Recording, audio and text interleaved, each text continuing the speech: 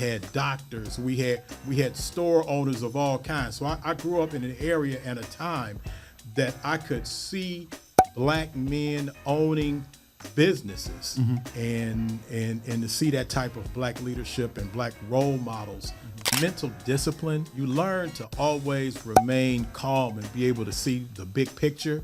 And Ferg was known as a defensive fighter. So we're always ready. Actually, I just was inducted into the Cleveland Martial Arts Hall of Fame. Really? Like 3 weeks ago. Excellent. He was Jordan, and we were the Bulls. Right, I got But it. at least I was Scottie Pippen. And I mean, no doubt about it. And I always tell people, no, there is nobody in Cleveland hip hop before me. Right. It might be people with me. Right. But nobody before me. Ladies and gentlemen, you're rocking with a GOAT. Ken Dow giving you motivation for growth. 2 toes down, he keep it realer than most. He do it for the culture, that's always the goal. This is Strategic Moves with Ken Dow. This is Strategic Moves with Ken Dow. Hey, what's up, everybody? You tuned in to another episode of Strategic Moves. I'm your host, Ken Dow. This is a place where we bring art, culture, politics, and business all together, and we do it every Sunday right here on this channel. But when I'm not shooting this podcast, I am the owner of Strategic Resources, where we specialize in political campaigns, government, and public relations. I've been doing it for over 20 years right here in the city of Cleveland and met some amazing people along the way, and I want to make your next move a strategic move. So this program gives me an opportunity to do just that. Introduce you to some of those people, we share some of our experience with you, and maybe you'll get something that'll help you in your business or in your personal life. But today, I got a gentleman on the show. As you see, I'm dressed in my Run DMC attire, and I got my hat on, my chain, because I got a gentleman here today who is a legend in Cleveland. Cleveland hip-hop, one of Cleveland's very first hip-hop artists, as everybody knows, and that goes back because we originated hip-hop, our generation. I always take credit for that. Our generation was the one. Now, this gentleman here, I'm going to read off some of his stuff because I like to do this, because this gentleman has been a DJ and an MC in this town. He has worked with artists like Run DMC, the Beastie Boys, Public Enemy, Fat Boys, Houdini, Lisa Jam, LL Cool J, Kid and Play, Curtis Blow, Grandmaster, and the Furious Five. So everybody, I would like for you to welcome none other than Kevin MC Hurd Chill in the place to be tonight, bro. MC Chill. Talk to me, Cleveland. Talk to me, man. Listen to that crowd, man. Everybody came here to hear from you today, man. So thanks for coming on our program today, man. Thanks we for really having me, appreciate brother. that, man. It is my honor and privilege to be here with you. You know, I'm really glad that you took the time to come in and talk with us today, you know, because I do pride our generation of being one of the generations that was one of the founders of hip-hop music when it first got going. No doubt. I was sitting here and, you know, I got old as we all done got older in this thing. And they say, well, MC Chill coming on. And I knew the name and everything. Everybody, oh, yeah. So I had to go back and start trying to find and pull it up into the music. And when I got a chance to go back and listen to the music and got going, it flashed me back to the original when it got when hip hop was going. And it was the DJ. You know, and I remember the house parties and going to the house parties and stuff and listening to your music and the scratching and all the beats and stuff that was leading up to it. And before MCing was MCing, right, it was the DJ, man, that really rocked the parties, man, the house parties and everything of that nature and being able to keep the mood going and that kind of thing, man. So I wanted to tell you, man, that truly you are one of the originators in that in your music, and want to thank you again for coming on the show, man. Well, I appreciate it, man, and tap into what you were saying for sure. The DJ in hip hop is the drummer in traditional African history. He is the drummer. He creates the beat. He's the straw that stirs the drink that became hip hop. There's no secret that the person given credit of being the father of hip hop is a DJ, DJ Kool Herc. And as we celebrate 50 years of hip hop, it goes back to Herc. It goes back to the DJs, Flash, Herc, Bambaataa.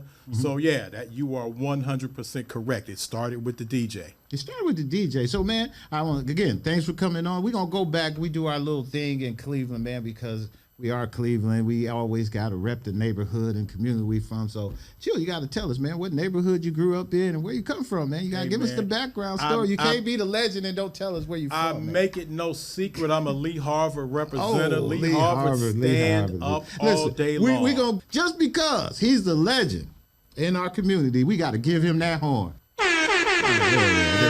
giving a shout out to Lee Harvard community. Stand up. But I will tell you that I grew up off St. Clair, that I grew up off 93rd and St. Clair. Oh, well, there it is. And there it is. But I was raised in, I'll take that from my beginnings, but I was raised, I came up in Lee Harvard. But yeah, it started off on the Clair. All right, so it started off on the Clair. So when were you on the Clair? What years you grew up over there? Oh, man, I grew up on the Clair from the time I was born to the time I was 4 years old. Really? And then we moved to Lee Harvard. And so all my formative years from kindergarten to graduating from the mighty John F. Kennedy, mighty fighting Eagles. So from kindergarten to college, Kennedy is like a college because it's on the campus of Harvard. But it's Lee and Harvard. Lee and Harvard. So, what campus is that? Campus of Harvard. Campus of Harvard. Lee and Harvard. All right, School of Hard Knocks. That's right. All day long. All day long. So, man, how was the community growing up back in those days, man, in that neighborhood? Man, I tell anybody, man, growing up in Lee Harvard was like an oasis, especially for a young black child to see. Those are the days when you got to see black ownership. We had dentists, Dr. Gresham. My father was the manager of a loan, beneficial loan and finance, one of the first black managers that they ever had. We had doctors. We had store owners of all kinds. So I grew up in an area and a time that I could see black men owning businesses and to see that type of black leadership and black role models was, an integral part of my life and my future thinking of what I could do and what I could be. So in school and growing up, was you into music? In music as much as anybody else, going to the party and listening to, we was down with the funk, the Funkadelics during that time, and, heavy R&B. I was into music as much as everybody else, and we'll get into, in my early, from like 12 years old, 13 years old, I got into martial arts. But, music was always in my house. My father had an incredible album collection. Okay. And so I was into the music just in a general sense, but I was always digging the beats and the flows and the rhymes. So we were going to get there because we talked about that Lee Harvard area, and one of my good friends of mine who now passed on, Ken Ferguson, and we talk about him a lot, and he had another guest on my program, Daryl Sullins, also, who a part of that, and that was something I didn't know in doing my little research on you, that you were heavily involved in martial arts, and you nationally got some acclaim in martial arts. You want to tell us a little bit about that? Yeah, I had started martial arts probably officially at the time I was like 10, 11 years old. My cousin got me started in it by initially showing me some stuff that he had learned, but he was really kind of flipping me and punching me and beating me up. And so I started taking formal training myself, and actually started in the Lee Harvard area studying the style Goju-Ryu, right off of Lee Road. And as fate would have it, somebody invited me to the John F. Kennedy Recreation Center, where I met Ken Ferguson at the time, 1975. He had just made the United States karate team. He was the young Ferg with the big giant afro. And so I was already a green belt and had won tournaments at the time. But I walked in to the rec center, and we have this infamous thing that you get down with Ferg, you got to go through the gauntlet. You could talk to Daryl Sullins, he'll tell you the exact same thing. You walk in off the street or from another karate school, you got to do the gauntlet, and that's you spar with every single person, and the people get better and better as you go through it, and at the end, you got to fight Ferg. And not only are you already tired. Right. Oh, so you're doing this all in one day? All one day. Oh, okay. So I fought Daryl Sullins in that same gauntlet.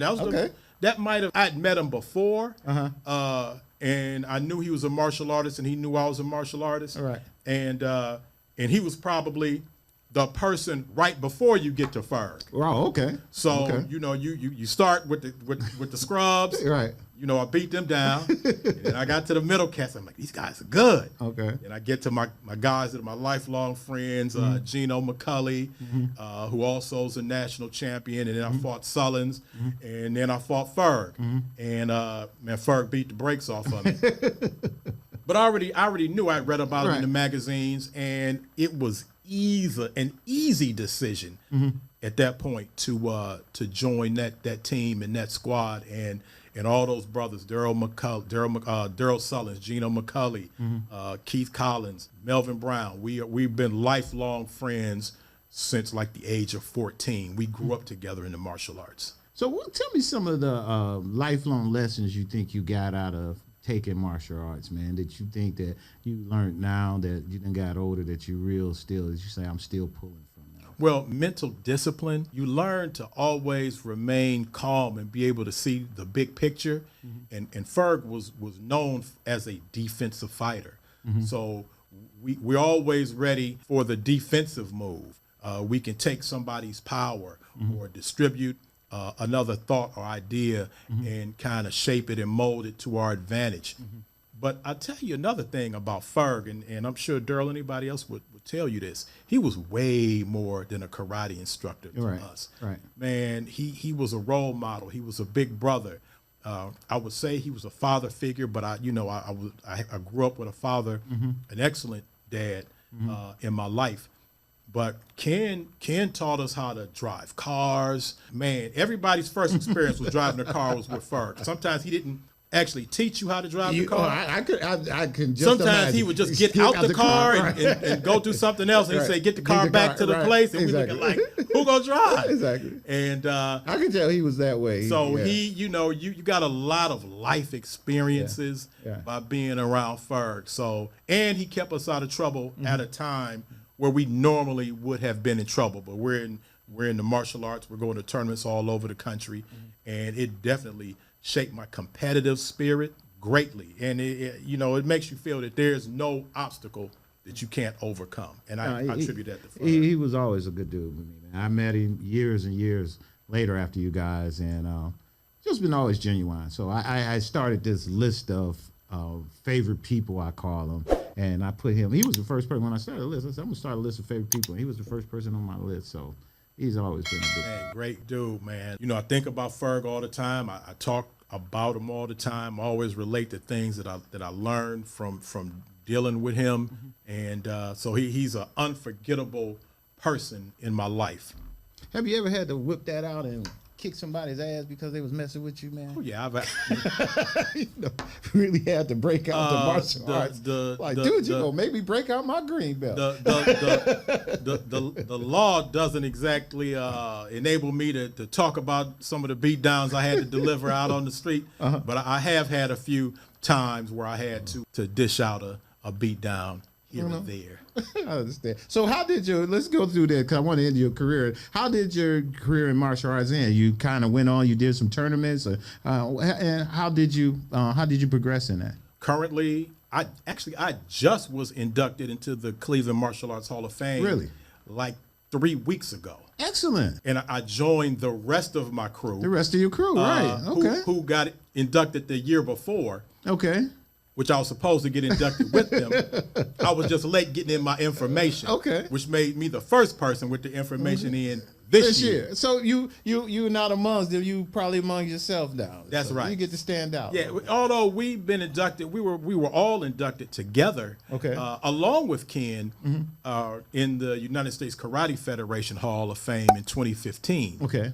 And Ferg was inducted as an instructor, because you can't have 5 students inducted at the same time and not be recognized as the instructor. You had to do something. Yeah. So so the crew, we were all inducted into the United States Karate Federation Hall of Fame at the same time, but I went solo this time for the Cleveland Martial Arts Hall of Fame. But I'm a 6th-degree black belt, Really? 3-time national AAU karate champion, fought all over the world. qualified for United States team trials. Okay. And taught for Ferg for many, many, many years. You can't, if Ken Ferguson had a karate school or students, somewhere along the line, you were going to be teaching. Right. So I taught many, many years, even up until the time I taught my own children at Ferg Studio. So I continued to teach, and we are always talking, like Daryl gives seminars still, and but in some form or fashion, I've never left the martial arts, and I continue to teach and add some knowledge and background to other students and schools that are around. On Sullen's video, he he is a video of him breaking, I think, about 6 bricks or so. With his foot? With his foot. Man, I know exactly where that was at. But yeah, that's and the funny thing, Ferg, because you might see footage of Ferg breaking about 6, 7, 8 bricks with his hand while wearing a 3-piece suit. Really? So that was always crack me up. Ferg would just show up and break bricks. Really? No matter what. He'd be, dressed clean. And break bricks. Breaking bricks. You didn't really want to mess with Ferg. Really? That stuff is real like that. Break a brick. You can break. If you break bricks, you can break bricks.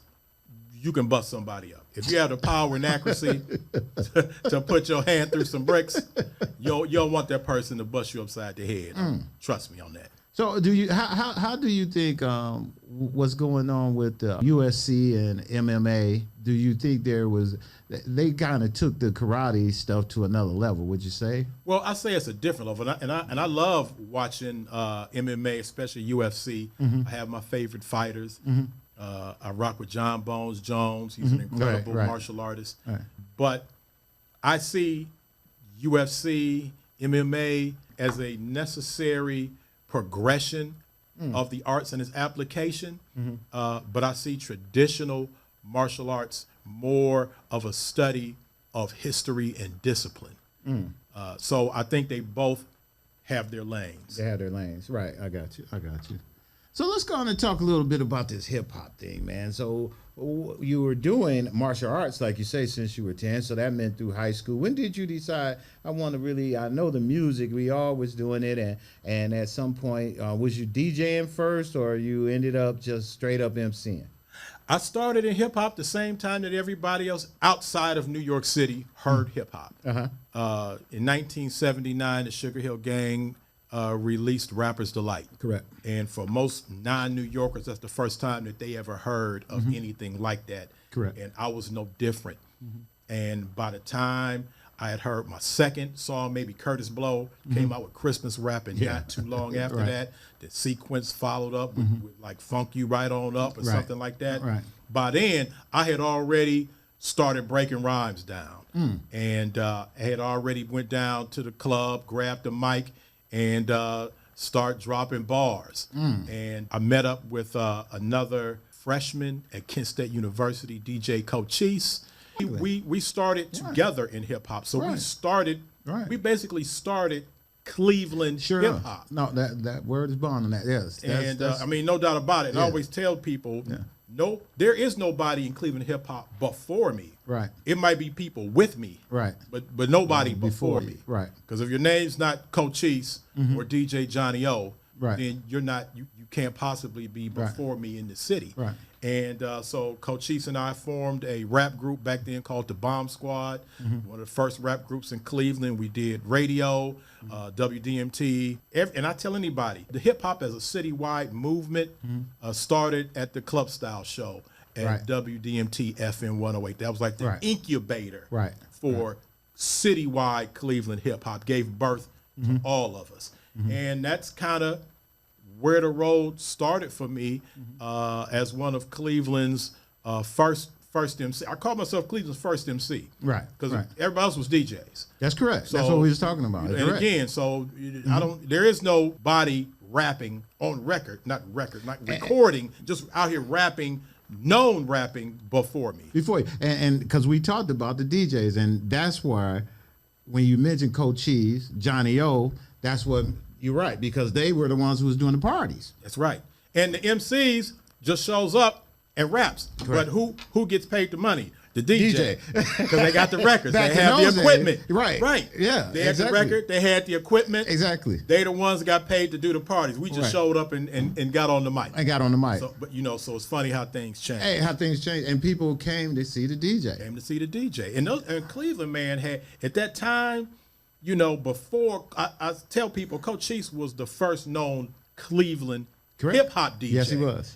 But before that, you got like the G's, like rest in peace, Preacher Man. Yeah. Bud McFarlane. Right. I tell Bud he is the great grand master of hip hop DJs. Right. Bud wasn't a hip hop DJ himself, but he gave birth to what later became hip hop DJs. So any hip hop DJs needs to pay honor to Bud McFarlane. That's correct. Bud was been around a long time too. And it was another one, was a Psychotic Nut. Psychotic Nut, Terry King, my brother, Terry King Bay. Yeah. And Terry had all the gadgets. He had the smoke and lights. He had a van with a head on the top of it and all this. He didn't do all of the DJ tricks. Right. Because certainly Bud, as far as blending records together, the absolute best may still be the best. Right. But Terry brought the show. Yeah. Terry King brought the Psychotic Nut brought the show to it.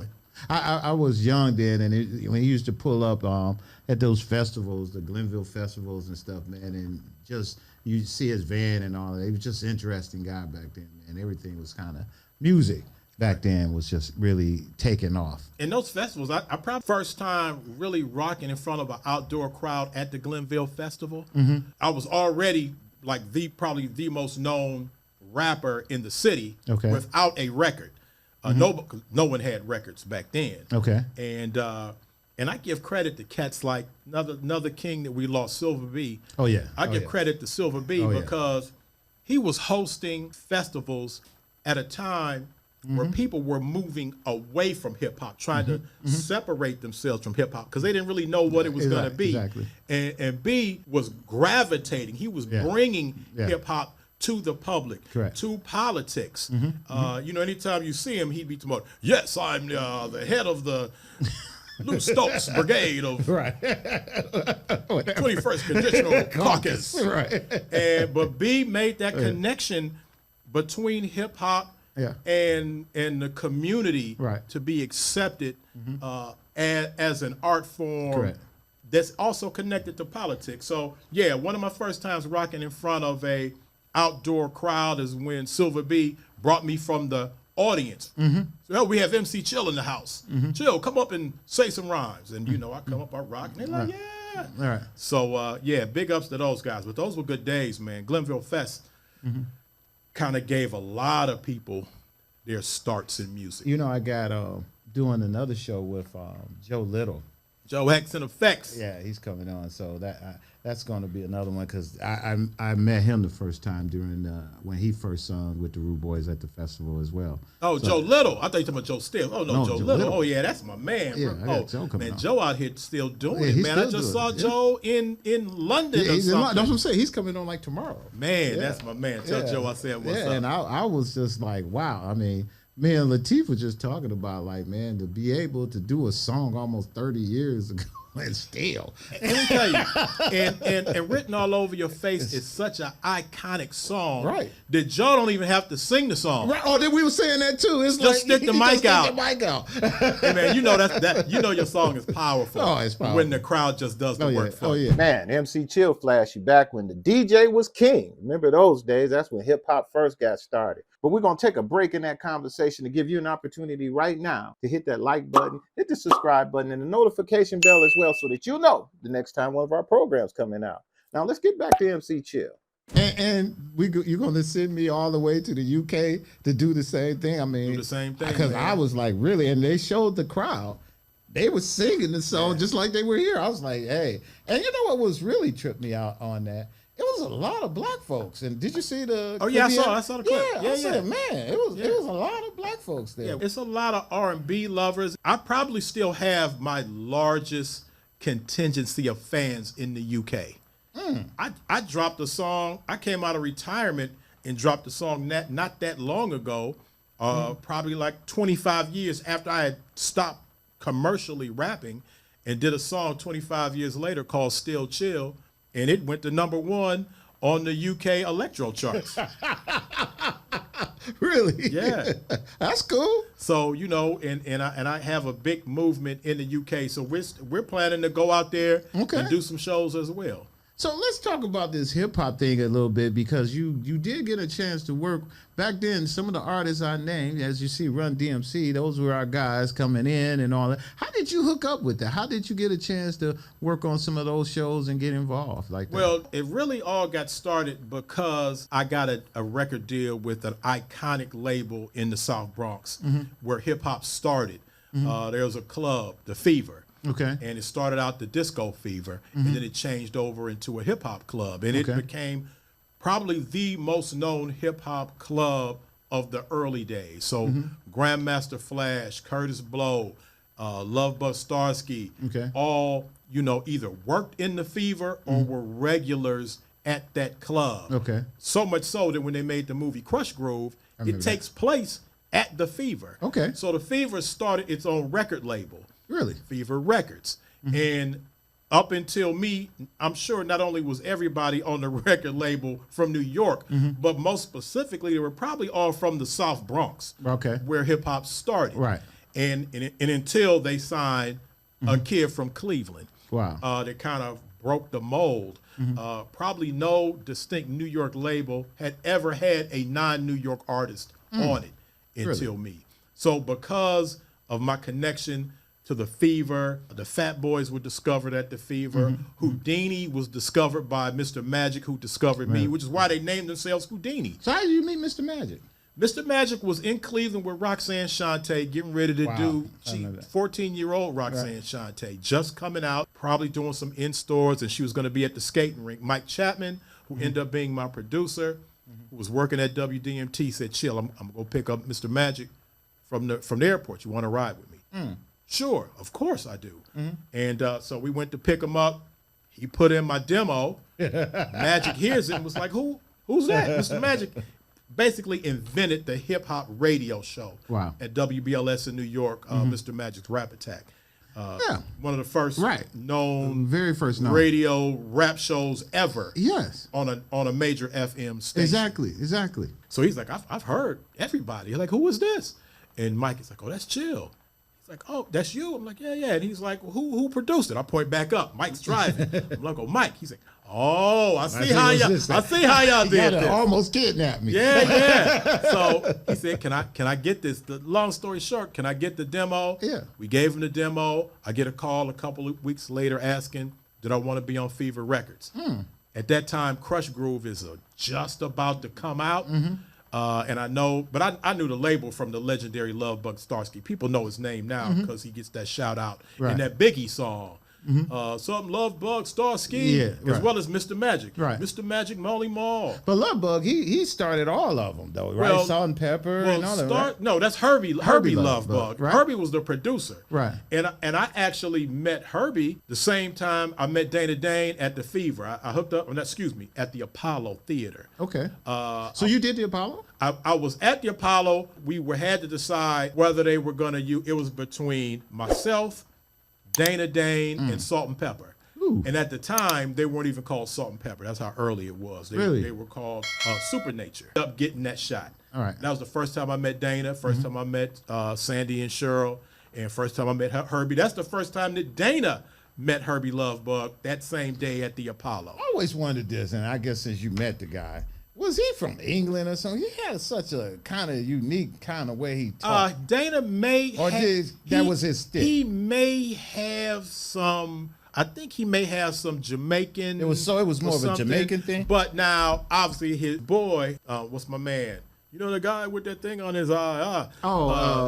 Slick Rick. Yeah. I think Slick Rick was he definitely was from out of the country. Okay. And I think his tonality was a little bit more pronounced than Dana's. But they all had a group together. Dana Dane, Slick Rick, and this other brother. They was called the Kango Crew. That was early in the days. And but I met all of them same time at the Apollo, and me and Dana have been friends ever since then. I talked to Dana semi-regularly. But it was because of the Fever that I did most of my initial shows in New York City. with Okay. New York artists. Okay. And my first professional show was at the Fever, who's probably seen every rap artist to that date. So they're not easily impressed. Okay. They're known to boo people and throw people off the stage At the Fever. at the Fever. Okay. Because you could not come and rock the Fever and because they will run you out of there. Okay. And you run out. You on Jerome Avenue in the South Bronx. That ain't a place just be standing around like what I'm gonna do. Right. People get killed outside the Fever. Sometimes inside the Fever. No, they welcomed me. I thought I did good, and I remember going over to the bar right after the show, and I was kind of like, and I met legendary DJ, cool DJ Red Alert. Wow. And Red Alert was like this, you good, Chill? I'm like, yeah. I said, I don't know if they was feeling me. He was like, this the Fever. What did you want them to do? Hold you up on their shoulders? And he said, did they throw anything at you? Did they throw you off the stage? Oh, that means you rocked at the Fever. He said, be happy, bruh. I saw a lot of people not get the love that you just got. Now, Red Alert was with, he wasn't with KRS-One. KRS-One. That's what I thought. Yeah, KRS-One? but he started. Red Alert's part of the original Zulu Nation with Africa Bambaataa. He's there with part of that original pioneering crew. Wow. So KRS-One came and got him because just like Mr. Magic had the show on BLS, Red Alert had the show on KISS. So they had competing shows. But Red Alert goes back into the earliest days of hip hop before records. And so where was your very first place you performed, where your first time on stage, where you're like, oh, my God. Can you remember the very first time you picked up the mic? No doubt. Was nervous? Was you? Two times. Okay. The very first time I picked up a mic was at Kent State University at the Rat Skeller. They call it the Rat. My man, Vince Robinson. People might know Vince from around the city, from doing shows. He's a photographer. He has a podcast. He's a poet. He's a jazz musician. But at Kent, when I was a freshman, he was DJ Lonnie V. And he was the man at Kent State University. Okay. And I always acknowledge Vince as the first cat to ever hand me a mic and let me rock. It was so early in hip hop that when you ask for the mic, the DJ is like, for what? Like, you got to make an announcement. Right. Did you lose your keys? Is your wallet missing? You want to announce a party? Exactly. Like that. People weren't getting the mic and rapping back then, so it was a new thing. And I was like, man, I want to do this rap. And he was looking like, okay, don't make me regret this. And I got the mic, and I'm rocking, and I'm, it's old school. Wave your hands in the air, and all the ladies in the house say, I'm like, oh, this is nice. I said scream, they screamed. Right. And so I rocked that night just solo. That was my first time ever rapping in public at a party. Okay. My first time on stage was also at Kent State University when we formed the group, the Bomb Squad, with myself, DJ Cochise, DJ Kid Finesse, MC Wayne G, rest in peace. And we rocked as a group and killed it. And then, we did a couple of shows. And then when Cochise won the Rappers Delight, the DJ Showdown, the Club Style Showdown on WDMT, he got to do a full show, and he brought us with him as the MCs. That was the night that we became Cleveland's first MCs, the first rap group. So yeah, but we rocked at the Kiva. I called it Live at the Kiva, Alpha Live at the Fever. Okay. We rocked that, and from then on, I was known as part of the Bomb Squad. And then when Cochise got bigger, we were Cochise in the Bomb Squad, even though we kept trying to say it's just. We're not like the Pips, and he Gladys Knight.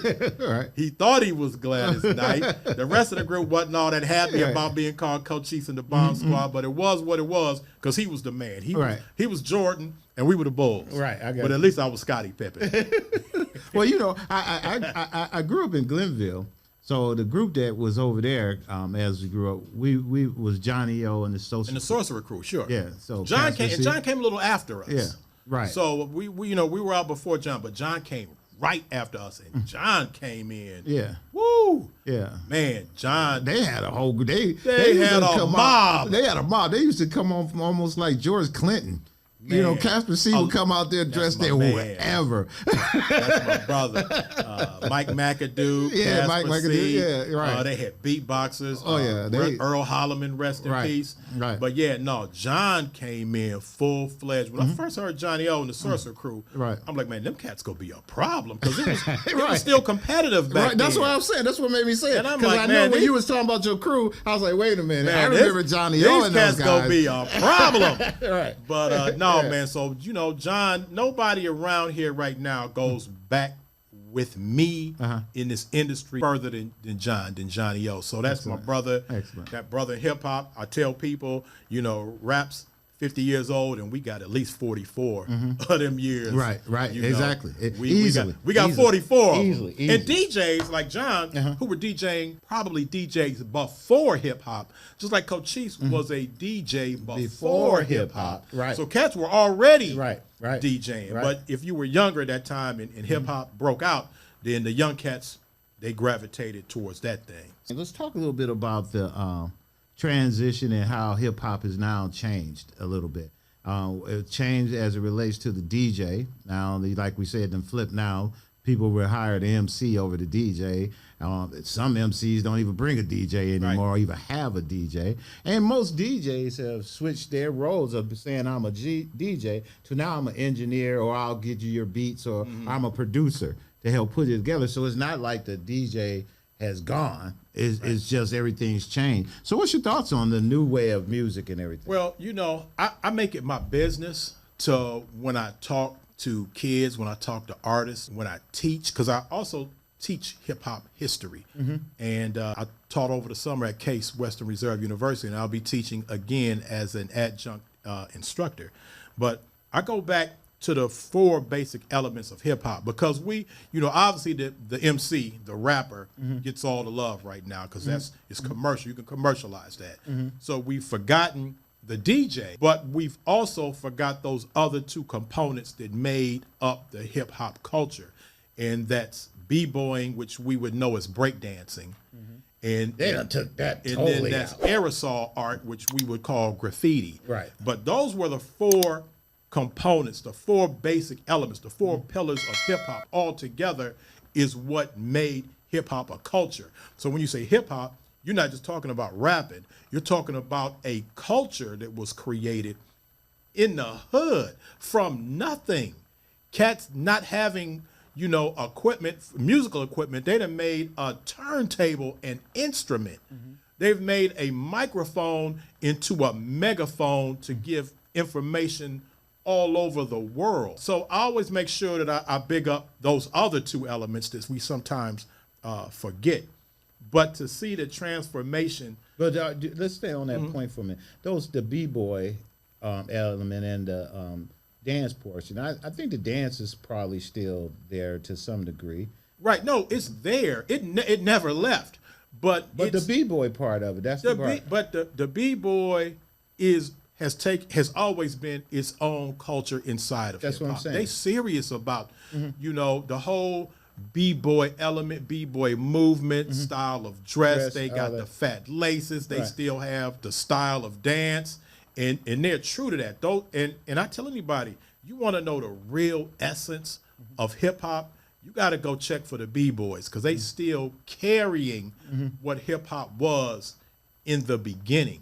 So they're not as seen publicly. Right, is what I'm saying. But those b-boys are still out there, and you still see elements of b-boying, which we would call break dancing, because they would dance during the breaks of the records. Okay. And they became break dancers or b-boys who would dance during the breakdown or the breakdown of the record. Okay. But yeah, they're still out there. They're still doing their thing. We have an element in Cleveland. They got a heavy element in the Akron area, the Ill Style Rockers. Really? Still representing. I was at an event they had, and it was really nice. And they invited down Grand Wizard Theodore, the inventor of the DJ Scratch. He's the first cat to ever scratch a record. Really? And had him down to give a party and do interviews. It was nice, man, to be with all the B-boys and B-girls and just, get back into one of the most basic elements of hip-hop. So what about these new DJs that's doing these big shows, man, that be having thousands and thousands of people out there, man, and they have these big screens with all this digital stuff. That's DJing at a whole nother level. Well, you know what? Hip hop itself has, man, it has grown and increased. And I tell, because they ask me, what do you think about how the industry have changed? And most of the time they're asking about rapping, the rap part. But I tell anybody, man, once that genie was out the bottle, you can't get the genie back in because there's smoking stuff all over the place. Right. You can't get the smoking genie back in the bottle. And once you can make money off of it, once you can commercialize it, and you can make it corporate, it takes on its own entity, which is good or bad. The whole essence of hip hop, it has grown in some circumstances to a worldwide phenomena. It affects the way we talk, the way we dress, movies, or all of our music. But do that fit into hip hop, or that's the different? culture. The culture always had its own style, and its own way of speaking. And from talking about what was fresh or what was dope, that has grown into a whole different language. How hip hop dressed, hip hop cats started, like you hear Karis One talking about how hip hop created the Timberland boot from just a work boot to a fashion industry boot. Correct. Different designer clothes. Once the hip hop movement kind of took it over, it grew, and where hip hop grew, popular culture also moved. So it is good and it's bad. We just make sure that we need to know to remind the people where it came from and who the creators were. What you think is bad about hip? Because it's been used to commercialize and sometimes weaponize part of the industry that say maybe disrespectful to women, to popularize violence in some cases, or to give negative messages. So you're not a fan of gangster rap? Well, it has its place. All right. And is there such thing as gangster rap these days? Well, not these days, because all of it sound the same to me. Rap is just different forms of it. Because you now. don't know, it used to be a difference. It was a sustained difference between gangster rap and certain other type of rap music and other. Now it kind of all fits in one thing, right? But just like there was also a time where we were heavy into conscious rap. Right. Okay, that also changed. But did it really? Because like you say, it all sounds the same. What we hear all the time all sounds the same. There's still different pockets, niche of artists that carry on different types of that form, of that style, or that art. So what we're hearing all the time is, the whole trap, drill, mumble, whatever. But there's still cats out here being true to the basic units and elements, but also have taken it on to like what Kendrick Lamar, J. Cole doing, is a little different from what the Amigos are doing. This new group, I think they're called Concert Culture, I think their name is.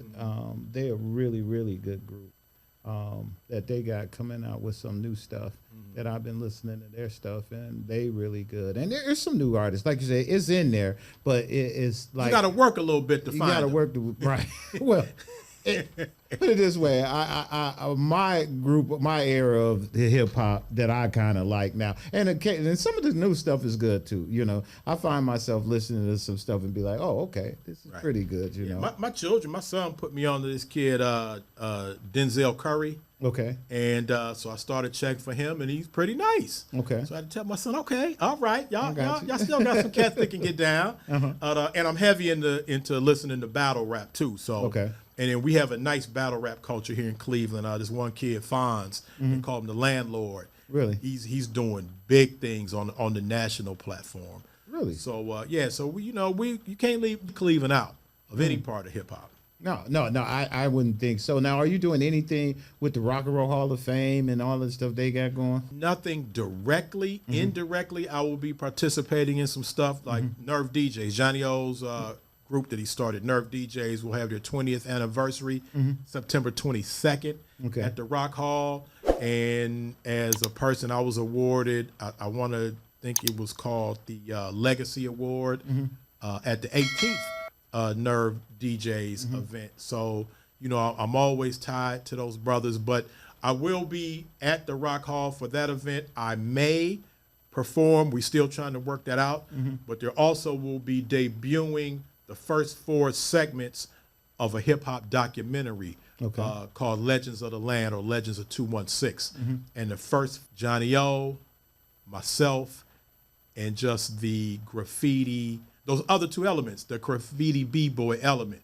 But it starts with Cochise, Johnny O, myself, and the other 2 elements of hip-hop. And that will be debuting, the first 4 segments will be debuting at the Rock Hall that night. Oh, man, please let us know more about that, Sure. man. We try to get the word out and let people know. Hey, man, I want to thank you for coming on our program, man. You're an interesting guy. You educated us on hip-hop. Our forum is open to you because we're here to talk about culture, man. So, hey, man, if there's some information we need to know that you'd like to spread to our audience, hey, man, let me come back and give some information. We'd love for you to be able to do that. This forum man, I is appreciate open for that, man, because I know you're still actively involved in that. And if there's some artists you want us to talk to or just information, man, please use us as a tool. All right. I appreciate that. So what we do with most guests that come on our program, we give you an opportunity to close us out, man. This camera belongs to you. You get to say whatever you like to say, man. Tell the people what's you got going, where they can reach you at. We're going to leave all the links to how you can reach him in his description, which you'll be able to click below. But he's going to also tell you how you can reach him and what he got going. So Chill, it's on you, bro. Talk to me, Cleveland. This is your man, Kevin Chill Hurd, MC Chill, the cause of all this commotion. 1/3 of Cleveland's hip-hop holy trinity. Check for me on Instagram at Kevin Chill Hurd. I call that my Chillagram. Check for me on Facebook at Kevin MC Chill Hurd. Check for me on Twitter at House of Chill. Also, I got a lot of stuff going on. I'm taking 2 groups to Egypt in October and December. So if you want to find out about that Egypt trip, holla at me. If you want y'all to go out in October, you better hurry up and talk to me now. Also, I'm gonna cut you on that one. What's the trip, man? Tell a little bit more about the trip. we will be. I was just in Egypt in October, and I will be going back this October and in December, taking 2 groups back. I study ancient Egyptology. I give tours at the Cleveland Museum of Art, independent tours of the Egyptian Gallery. Okay. So I'm heavy into ancient Egypt. Okay. And so I try to spread that information and the history and the culture and the language. We do some breakdown of what we would know as hieroglyphics, which is actually known as Medu Neter or Medu Neter. And so, we do that, and I'm taking groups back to Egypt at the end of this year. So people want to get down, they better. And how long will they be there? It'll be 11 days in total, 9 days actually on the ground in Egypt. We do the whole thing. You see the pyramids, you see the Great Sphinx. We face to face with King Tut, literally, and Valley of the Kings, Valley of the Queens. We sailing on the Nile River. We see the oldest pyramid ever, the Step Pyramid at Saqqara. We go all the way down to Aswan, which is right before you cross over into Sudan, which people refer to as Nubia. And it is an amazing, amazing trip, an amazing journey, an amazing tour. We learn how they make papyrus, which is where paper gets its name from. Man, it's so much. I could talk about ancient Egypt on a whole nother show. All right, well, just tell them how they can reach you to get there. But you can email me, and we'll leave my email information, icanbechill@gmail.com. And if you wanna go on this trip, and like I said, you wanna go in October, we only have a few spots left. But also there is a December trip, or you can catch me when I do one of my independent tours at the museum. Also, guys, I've written a film script based on a book by my former co-worker Rhonda Crowder. Wrote a book called Riddles, a Murder Mystery. I wrote the screenplay to it, and we're now in process of doing our due diligence to have it made as a film. Also, I am currently the president of the Greater Cleveland Association of Black Journalists. I'm at the end of my 4-year term, but during my term, I have the National NABJ, National Black Association of Journalists, coming to Cleveland in 2025. Stay tuned for that. It's going to be 20,000 black journalists all in Cleveland, Ohio, from every sportscaster, newscaster, newspaper, all over the place. A lot of things are going on. I'm going to have to do a chill announcement to update all the things that I have going on. So just keep up with me, check on me, and I'll make sure I get everybody all the information that's happening. So again, you'll be able to get all of his links in the description below, and you'll be able to see what Chill has got going. And if you want to go on that trip, make sure you do it soon if you're going in October, because tickets are going fast. And if you want to go in December, you need to do that quickly as well. So if you need any questions, hit the links below and you'll be able to get connected. Chill, thanks again for coming on our show, and we'll see you guys next week. This is Strategic Moves with Ken Dow.